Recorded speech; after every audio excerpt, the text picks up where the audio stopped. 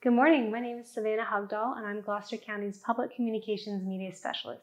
Thanks for joining me today. June is a particularly busy month for the county. We just celebrated Small Business Week, the ribbon cutting at our new transportation facility, tax bills have gone out, and we're looking forward to a huge 50th birthday party for Parks, Recreation, and Tourism. But let's start with a staff spotlight. Did you know Deputy County Administrator George Bains has worked in local government for more than 30 years? He just received the Julian F. Hurst Award for Distinguished Service from the American Society for Public Administration. Let me introduce you to him. Hi, I'm George Bains. I'm the Deputy County Administrator here at Gloucester. In a leadership role, you can only manage so many people and be efficient. The Deputy County Administrators are responsible for the day-to-day operation of most all the departments, and we're here to be able to support the County Administrator in whatever needs there are. I call it the operation side of the house. We're the people that make sure that all the things the board has asked for, approved, that Carol has looked at and vetted, we're the people that actually make sure those things happen. So now I get to work with all these fun departments: planning and zoning, building inspections, environmental, utilities, engineering, facilities, also IT and GIS. But that's my job, is to make sure that the departments I mentioned earlier all have the resources they need, whether it's time, money, or tools to be able to do the things they do. So that's my job. I have known George for about a year, and I actually met him here. We are both deputy county administrators, so even though he has a different complement of departments, we collaborate all the time on a lot of different projects. He's always willing to help. Carol, our county administrator, refers to him as the never-ending Boy Scout. He's always there to help everybody and do everything. And I actually refer to him as All-Purpose George, because whatever you need, he's there for you. I started here in 1991. I was here for 23 years. I worked my way up from engineering into IT, and we're just building the reservoir. So growth in the county was just starting to happen. Back then, I don't think we had email. Everything was done with memos. I think I got my first computer was a 286, and I was ecstatic to have it. We've watched it grow to where now, we're so connected, and we do things online. We provide information to citizens 24 hours a day. You have information you get off your phones. It's changed so much from when you first got here. It was a phone call or you drove out and met somebody. Now we do it in so many different ways than we did back then. I believe this county's kept up with providing good customer service to the citizens and on a level they need. We're not so overly technical that you can't talk to a person, but if you want to do things through a form of technology, you can. The American Society for Public Administration is kind of the affinity body for people who are in the public sector, in government jobs. And they have a number of awards they give each year. The one that I submitted the recommendation for George is the Julian F. Hurst Award. He was a prior city manager for the city of Norfolk, and basically had a really exemplary career and was dedicated to public service. The description of the award really typified the kind of path that George has had. The fact that he has dedicated his life to community and public service. And I included in the nomination that he's been a soccer coach for 25 years. He was a Boy Scout, and he worked with Boy Scouts for about 30 years and has been in government for over 30 years. So he's really dedicated his life to that, and it just made sense to submit his name for that award. I was shocked. I'm the type of person that come to work every day. I just come in, get the work done, and I go home. I don't look for the recognition or anything. So it was a total shock. I'm very appreciative, and it's nice when people see that the things you're doing really do make a difference. I'm an Eagle Scout. I was a Scoutmaster, and a lot of that was all service or duty to others. So in doing it, I didn't know it when I was getting into public service, working for county government, that's what I was really looking to do. Even though I loved engineering or the things I've done with technology, it's providing a service to the citizens or your customers. We're not for profit. We're here to make sure we're taking care of our citizens and trying to find better ways to do that. So the best part of my job is that we're always willing to find a better way to do it. We're not stuck where if it ain't broke, we're not fixing it. We're going to try to find ways to improve. Congratulations again, George. I can tell that's richly deserved. Our museum's coordinator, Robert Kelly, was also recently recognized for his career. Old Dominion University included him in their 40 under 40 list for 2023. He's recently started an internship program at the Gloucester Museum of History, and he's organized a lot of new exhibits there. Here's one you should definitely go see. Hey, it's Robert Kelly down at the Gloucester Museum of History.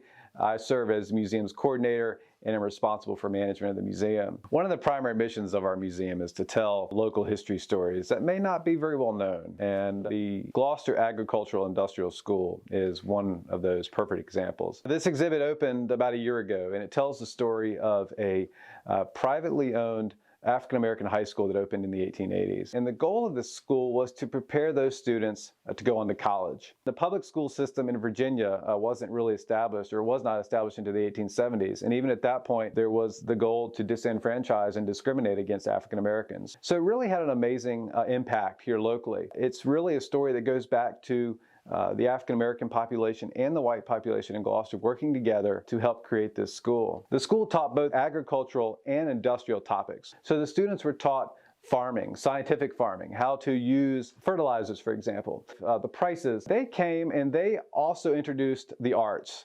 Carrie Price in particular, she wanted the students to learn foreign languages. She wanted the students to learn drama, local and regional music. She wanted the students to read, the classics, but also contemporary African-American authors, for example. Unfortunately, the Great Depression brings an end to the school very, very suddenly. In 1933, the school closes. Folks could not afford to pay the tuition. They could not afford to come to school. They had to go back home and work. And because of various issues with ownership of the property, the buildings, they remained vacant and they began to deteriorate. So really, when we look back at the story today, there's nothing that's really tangible on the landscape that we can use to tell this story.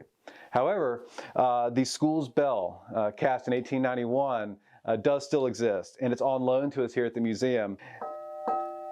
And it's just a wonderful object to help tell the story. I love tapping the bell to hear that sound because it takes me back to the students and the teachers and anybody who visited that campus. They would recognize the sound of this bell. So I encourage folks to come out and check it out. We will have it on display for at least another year, but definitely come out to the museum and learn more about this amazing local history story.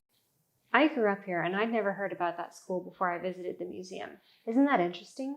Here's another department I didn't know much about before last month: economic development. Sherry Spring and her team do a lot of behind-the-scenes work to make sure that businesses in our community thrive. Check it out. I'm Sherry Spring, and I'm the Director of Economic Development for Gloucester County. Economic development is the recruitment of new businesses, it's the retention of our existing businesses, and it's to help assist businesses with expansion. Recently, we've been very fortunate to bring in Chipotle, Aspen Dental, and also in the same facility, we will be having T-Mobile. We've got another new construction, which is Land & Coats, and there's more being planned, like Langley Federal Credit Union. Helping these business owners be successful and grow in Gloucester. That's the most important thing to me. Land & Coats, I believe, said that they had been in Hayes for 8 years, and for the past 2 years, they've been looking for a new location. It just so happened that the Core family, who owns property beside of the business park, had approached us about buying 11-acre tract of land. So we shared that with Land & Coats. They negotiated with the Core family to buy 6.5 acres and build the new shiny facility they've got now. A big part of my role is to call them, follow up with them. What's the status? What can we do to help? It's all about customer service. Probably 6 or 8 months ago, because of the way that their tract of land is situated, they came to me and asked me if they could do an access road from their property into the business park. I took it to the EDA. The EDA approved it. So now they've got a great delivery system where a tractor and trailer can come off the road or either come through the park. That's kind of the role that we play. We just stay on top of things. What can we do to help to make sure that a project doesn't fall through the cracks? We have a small business incentive program, which includes a property improvement grant. We do a facade improvement, which covers things that's curb appeal. And then we do an advertising grant, which is the most popular grant that everybody can use. Then we do a e-commerce. So if new businesses come in or existing businesses that want to do a website, then there's funds in it for that. We have on our website, we have a buildings and sites database. Anybody, any property owner, anybody that owns buildings or land can send us the information, and then we tell people if they call and they say, I'm looking for 2,000 square feet for a bookstore. So we tell them, go to our website and take a look at that. And then I'll always follow up and find out, did you find something? If not, then, you know, maybe there's some spaces over here that we don't have, or there may be a couple over here that we don't have. I'll call and get some information on the property manager and connect you with those. We do a lot of that. One thing that I found about Gloucester, I think all the restaurants are successful because people here really do support the restaurants. They do. I'm very proud of Crystal Burton, the owner of Sweet Tooth Cafe. She had been looking for a new location for some time because she was down on Main Street. She leased the building, and she's been extremely successful.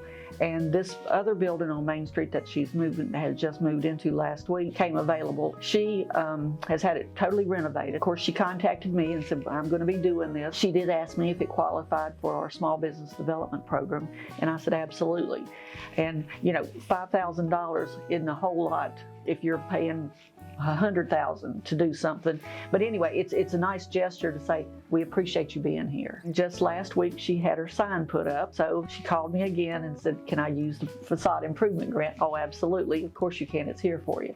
So that's $7,000 that, you know, that the EDA can give her toward this new location, and it's a location that now she owns, and she'll be there and she'll be successful for a long time. You never want a business to fail, and that's why part of my job with my business visitation program is to call on these businesses, make sure that they're doing okay. If they're not, maybe there's some resources that I can share with them that will turn it around. If you're gearing up to start a business, definitely reach out to Sherry. She's got tools you might not have been expecting that can help your business get set up. Speaking of tools, this next video is all about building renovation. The Gloucester Active Lifestyle Center has been going through some major changes, both inside and out.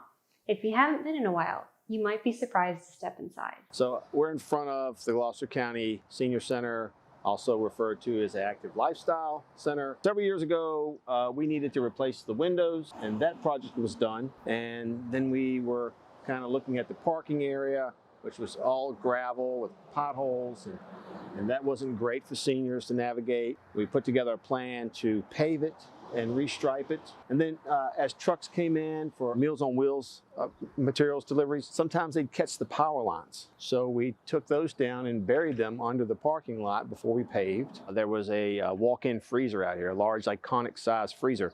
And we learned that on several instances, they lost all the food that was meant for Meals on Wheels and citizens that are shut-ins because of power loss. So we partnered with Bay Transit to move this freezer down to the Bay Transit facility, which has a generator. So we didn't have the issue any longer of losing the food and making sure everyone got what they were supposed to get. That was a really fun project and very satisfying to solve that problem for them. The folks at Bay Transit, through a grant, were able to provide us a new bus shelter. So we tore down the old one and put this nice new one up. Kind of reconfigured the ADA parking. So really excited about those improvements, but then we moved indoors, and that's the second part of what's been going on down here. I've been working on the Senior Center for about 6 or 7 years with the facilities management team. So it's not obviously just me, it's groundskeepers, it's electricians, it's plumbers, it's HVAC personnel, it's carpenters, painters, it's engineers. We call in our public utilities guys when we need some input from them. So it's a team effort in every sense. But internally, some of the things that have happened, we replaced all the ceiling, which was sagging and aged, upgraded with LED lighting since we were in the process of doing the ceiling. Then we decided to go ahead and paint the entire inside of the facility and brought them into the color scheme we already use with a lot of county buildings. Rolling into that, a couple other requests were made. One was a closet here to store some dry goods from Meals on Wheels. So we built that closet for them so they could secure material inside. Then there was a request to upgrade the bathrooms, both restrooms. There were male and female restrooms, obviously, but the predominant user here are females. So we turned one restroom into a unisex, ADA compliant restroom, and then just cleaned up and remodeled the dedicated ladies' room.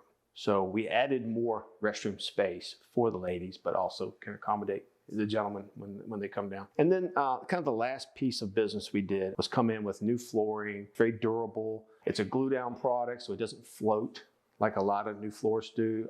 It's better stability for seniors. A couple little pieces of business we just wrapped up is we added a mini split HVAC system to the kitchen for some supplemental cooling. And we're going to replace the doorway, the primary doorway they come through. It's just a double set of metal doors, and we're going to add a set that has windows and lights on the sides. And you can see what you're walking into or who's coming in. So I think that'll be safer and look nicer as well. Our hope for the future is that we make some improvements in the kitchen. I don't want to say commercialize the kitchen, but make less residential setup. And we'll put that plan together moving forward with the county administration and see what that's going to look like. It's just been an ongoing process, a lot of well thought out projects, a lot of support from the board. So it's been a rewarding piece of work because you get to see the people using it and enjoying it, and they share their appreciation. Wes also told me how helpful Bay Aging has been throughout the process, giving input on how changes could affect the people who use the building, and what hidden needs the county could address with a little elbow grease. Thank you for your collaboration, guys. You might also find some tools at Gloucester's school transportation facility. Superintendent Dr. Clemens cut the ribbon at the building on T.C. Walker Road last month. Here's an excerpt from the ceremony. And first, let me start off by thanking each and every one of you for being here.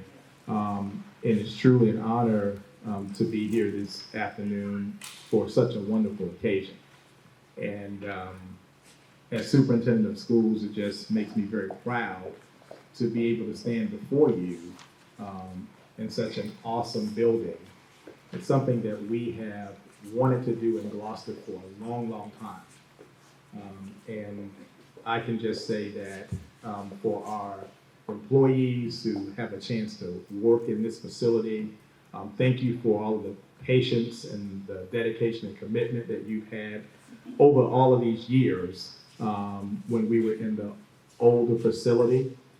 And to be able to come to this time and this place is just a fabulous opportunity, and it's a win-win for the entire county and the schools. And so I just want to say thank you to Gloucester County Public Schools. I want to say thank you to the Gloucester County Board of Supervisors, our county administrator, Ms. Steele, because it took everybody working together to try to make this happen. And I know when you've been around for a while, sometimes you don't think that you ever may come to see these things while you are in service. So to be able to see it actually happen over all of these years, because even though it's been in the process and it's been constructed over the last couple of years, there have been many years of planning before this. Well before I ever assumed this position, in talks between the county and the schools to talk about the transportation facility, the old Page property, and using it for economic growth and development. And you know, those things have always been in the conversation, but to now actually see it come to fruition is just a blessing. So I just want to say thank you to all of you.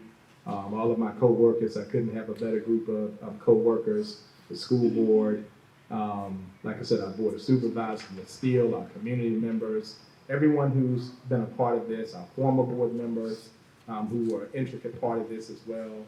I just think it's just a blessing for all of us to be here. It just makes me nostalgic. I think sometimes when I think about Mr. Records and all of the work that he's done as a construction manager, and thinking about him being on the school board, in that school board chair, we used to talk about these things, and to be able to see it come to fruition, come full circle, and working collaboratively with him in this role and with all of our board members and our staff, it's just a wonderful opportunity today. And I just want to say thank you, and I appreciate you, and for the entire county, it's just congratulations to everyone. If you want to watch the full video, we've got that on the Gloucester County Facebook and YouTube pages. This next department has a long history of making Gloucester the land of the life worth living: parks, recreation, and tourism. I sat down with tourism coordinator Susan Ammons to talk about what PRT is planning this summer. Spoiler alert, it's literally a party, and you're invited.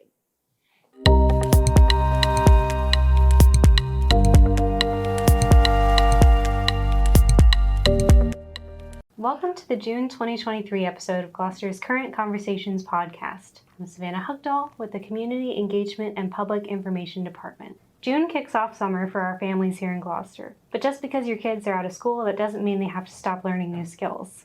We're here with Gloucester County's tourism coordinator, Susan Ammons. And even if you haven't had the pleasure of meeting her, you probably have seen her work because she designed that awesome new logo, the G with the waves on it, that you're seeing on all of the county stuff. So, welcome, Susan.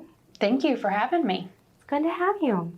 We're going to talk about you a little bit first, just so people can get to know you. Okay. So how long have you worked here, and what is your favorite part of your job? I actually just celebrated my 1 year last week, or actually this week, Congratulations. with Parks and Rec and Tourism, and it has been absolutely wonderful. I moved to Gloucester about 2 years ago. I'm originally from Deltaville, but we had to come to Gloucester to do pretty much anything if you didn't live on the water. And I've had the privilege of not only doing tourism-related content and marketing and events, but I also get to help with the Parks and Rec side, which is pretty awesome. Experiencing 3-year-old soccer has been fantastic. Seeing them, run around and learn, and the staff here has been absolutely amazing. They definitely come together, and this is like a big family. It is kind of like a family, I can attest to that. And Susan has a little baby who's going to be in soccer sooner than we for think. sure. Yeah. Yeah, she's a Parks and Rec kid already, if she just doesn't know it yet. So what kind of sports and programs are coming up for people to do with Parks, Recreation, and Tourism this summer? There is a ton. So registration just opened up on the 15th for residents and on the 17th for non-residents. And they can all be found on our website. We have an entire catalog. I just actually put up something for a canoe jam, which is really cool. We've got sports, of course, coming up. There are best years trips. Those are for our 55 and older group. So what kind And of they're trip? going to Monticello. There's Cape Charles. There's dolphin watching. Bridges of Madison County. Oh my goodness. I wish I I know could I'm go. forgetting some, but there's a ton. Those are coming up. We have so much. It's hard to keep track of everything. So what about for the littles? Like they're getting out of school, they have all this energy. So we've got camps. Beaver Dam is always a great place to go, even if there's not something like a program going on. The fishing tournament for kids is June 4th, and those are for ages 5 through 15. And then June 3rd, it is Kids Free Fishing Day. So you can go, you don't need a license, and it's being teamed up with the Department of Wildlife Resources. So fishing poles, bait will be provided for registered participants, and then you also get a yummy hot dog and a potato chip lunch afterwards. That's so sweet. And that's exactly the kind of stuff kids eat. Yep. And then for that one, of course, parents, you have to stay. You won't want to miss it, especially when your child does get a fish. That's the best. So if there's not a program going on, someone might still want to go to, Beaver Dam or one of the other parks. And I assume there are rangers there to teach kids about wildlife, right? Oh, yeah. We've got fantastic rangers. There's a station there, so you can go and you can speak to them there, or they're always out and about doing something. We have amazing volunteers sometimes that are out there that you can talk to that have been there for a while, so they know a ton. But yeah, there's always somebody that you can ask questions, or if you see something cool, let them know. Mm-hmm. And then they can also get a ranger, like a junior ranger badge. So if you go by the ranger station, you get a little booklet. You do the activities in it. You can go back, and then you're considered a junior ranger. That's so sweet. Mm-hmm. I imagine they enjoy those little badges. Oh yeah, I want one. So can you talk to me a little bit about the benefits of putting children in these kind of extracurricular programs and showing them nature and just getting them out there experiencing things? I think that just being outside, for one, especially after what we've been through, I think just getting outside and doing stuff that is simple, one, they're going to remember it. They're going to remember the time that they caught a bass and you were so excited to see them do that. And they'll go back to school, when school starts back up, and they'll talk about it. Just being outside. And then sports, I think, is very important, because for that hour to an hour and a half, they don't have to think about anything else. They can go out on the field. They're learning to communicate. They're learning to work with each other. They're learning new skills, and they can just let off some steam. It helps them sleep well. Yes, and for kids, it's important to just let them run and laugh and just get things out. What if you have a student who's more into learning than playing outside? We have some cool history around Gloucester they can learn about, right? We do. The Gloucester Museum of History is ran by Robert Kelly, who's fantastic. They can go in there. It's 2 floors. It has all kinds of artifacts and things that they can look at and learn about. And then we do programs throughout the year. We just had a Living History Weekend. So kids could come and learn about, colonial living, and they got to be hands-on with a cannon. This year was a little different just because the weather wasn't fantastic, but normally they have someone that's actually cooking. They did musket firing again this year, and then of course the cannon is the crowd favorite just because it's loud and goes boom. And this year was actually really cool too, because it teamed up with Math on Main. Oh. So there was a little scavenger hunt that they could do inside the museum, and then all of the shops on Main Street were open, and they could go in and do a little math problem and learn about the business. That's cool. And I know there's fun stuff at the museum all the time, so folks can check out the schedule for that. I've also heard whispers about a birthday party that should be fun for the whole family. Oh yeah, so PRT is turning 50 in July. And we were like, you know what? We want to have a party. So July 14th, from 5 to 8 p.m. at Woodville Park, we are going to have bounce houses and a dunk tank, an obstacle course, some PRT-inspired games, Positive Pizza and Island Delights food trucks are going to be there.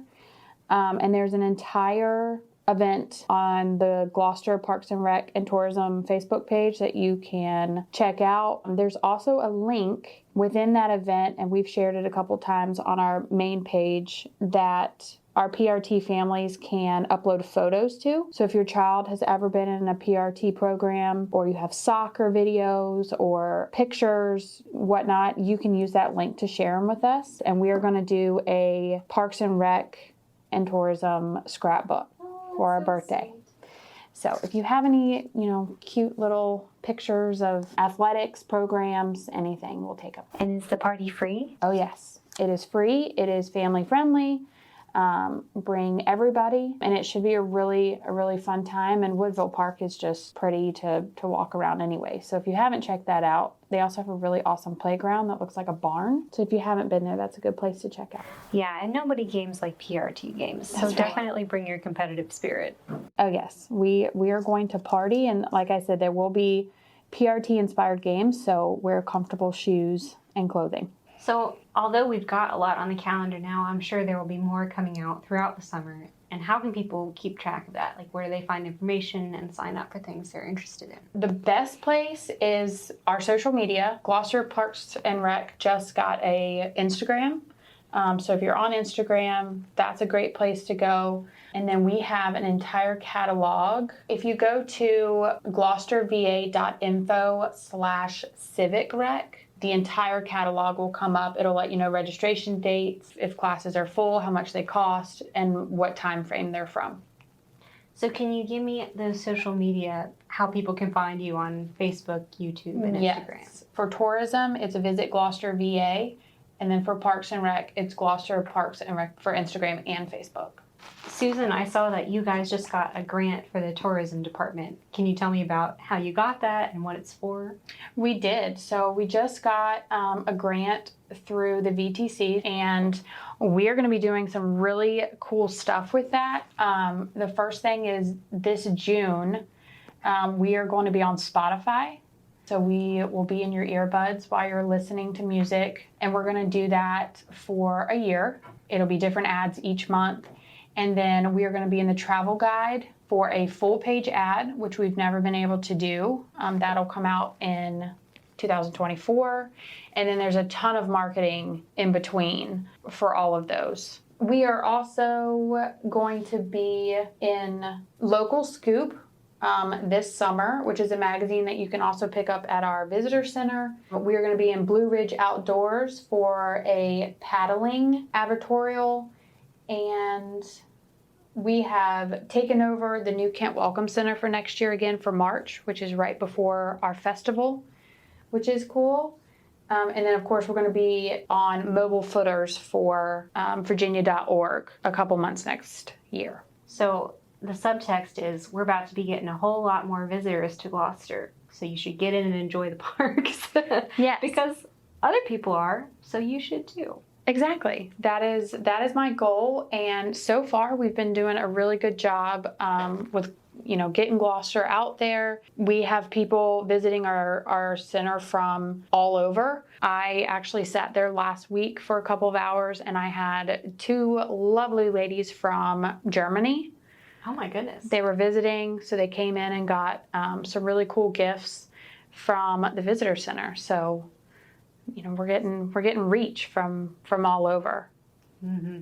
Thanks for speaking to us, Susan. And y'all follow her social media. There's always cool pictures of what's going on in Gloucester, and we just have such beautiful spaces that you're going to want to see her photography. Thank you so much.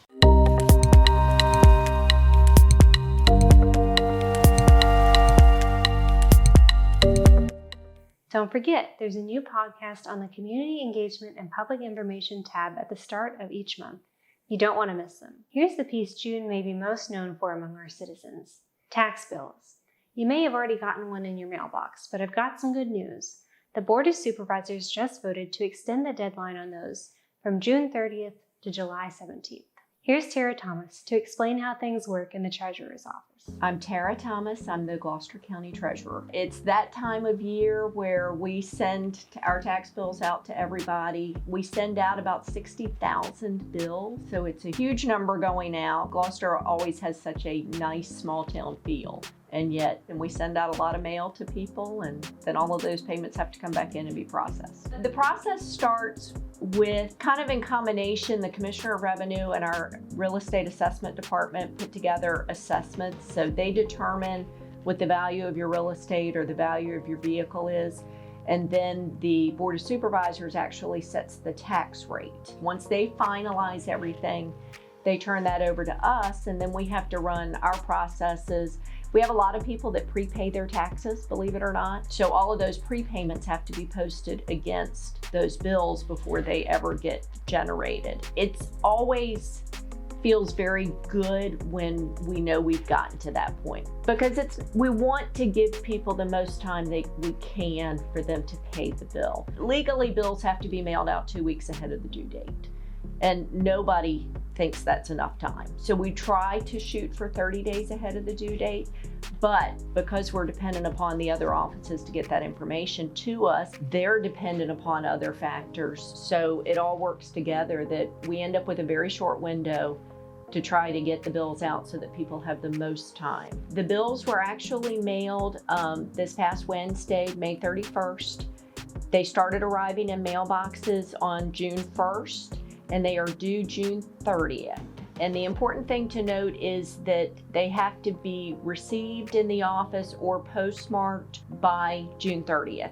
If you're paying online, that payment has to be initiated by June 30th. One of the issues that we run into is that people who pay through their bank's online bill pay system, we get some of those payments electronically, but a lot of them we still get by check. So you have to plan ahead for your bank to process that payment and then get a check to us by the June 30th due date.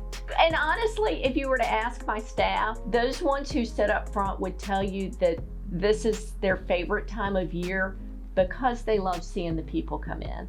They love talking to people. They love a chance to catch up. In many respects, we're the one county office that just about everybody in the county deals with twice a year. So we're always happy to get a chance to catch up with people that we don't see all the time. It's nice. We enjoy it because of that. The tax revenue goes to support general county functions and the school system. Most of that revenue is going to support your sheriff's office for your public safety, anything that the schools do. It goes to support parks and rec, tourism, the libraries, anything that you can think of that has to do with county government or the school system. You can think of your money going to support those things. There's a lot of information available on the county's website. There's information on how to pay your bill. You're obviously able to walk in, you can put your payments in the mail to us, you can put your payment in our drop box and make sure that you do that before the due date, but you're also able to pay online. There is a 2.5% fee to pay by credit card, which is the same fee as you pay if you come in office to pay by credit card. And if you're paying online through our website, you can pay by electronic check and there's no fee for that. The only thing that we do ask is when you're making those online payments, make one payment per bill that you're paying. We generally tell people if you haven't received your bill by the middle of June, so about 2 weeks before the due date, if you haven't received it by then, certainly reach out to the treasurer's office. We can email those bills to you. You're always welcome to come in and see us. Even without the bill, we can find your information and you can pay. You've got some extra time to get those payments in, but be sure you set a plan so you don't end up accidentally accruing a late fee. That's all I have today, but you can always keep up with our work by following the county's Facebook, Instagram, Twitter, or YouTube. All of these departments are highlighted on gloucesterva.info as well. And we've got some big news about the website coming soon, so stay tuned. See you next time.